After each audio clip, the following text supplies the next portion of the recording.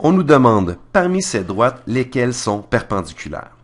Une droite doit être perpendiculaire à une autre droite. Elle ne peut pas être perpendiculaire à elle-même.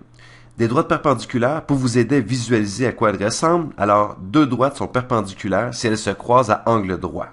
Alors, si nous avons une droite ici, une droite perpendiculaire ressemblera à ceci. Une droite perpendiculaire la croisera, mais elle ne la croisera pas n'importe comment. Elle la croisera avec un angle droit. Un angle droit. Ces deux droites sont perpendiculaires.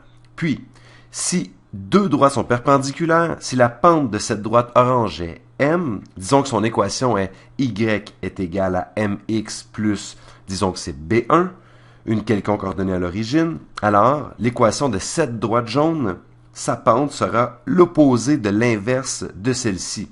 Son équation sera y est égal à moins 1 sur m fois x plus une quelconque ordonnée à l'origine.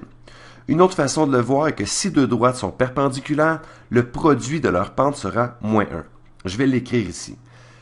M fois moins 1 sur m est égal, nous obtenons en fait, bon ces deux-là se simplifient, c'est égal à moins 1. Déterminons les pentes de chacune de ces droites et vérifions si l'une d'entre elles est l'opposé de l'inverse de l'une des autres. Alors, pour la droite A, la pente est facile à déterminer. Elle est déjà sous la forme fonctionnelle. Sa pente est 3. Donc, la droite A a une pente de 3. La droite B est sous une autre forme, mais ce n'est pas très difficile de l'exprimer sous la forme fonctionnelle. Alors allons-y. Considérons la droite B. Nous avons x plus 3y est égal à moins 21. Soustrayons x aux deux membres de façon à ce qu'ils se retrouvent du côté droit. Alors nous nous retrouvons avec 3y est égal à moins x moins 21. Maintenant, divisons les deux côtés de l'équation par 3. Nous obtenons y est égal à moins 1 tiers x moins 7. Alors, la pente de cette droite est moins 1 tiers. Ici, m est égal à moins 1 tiers.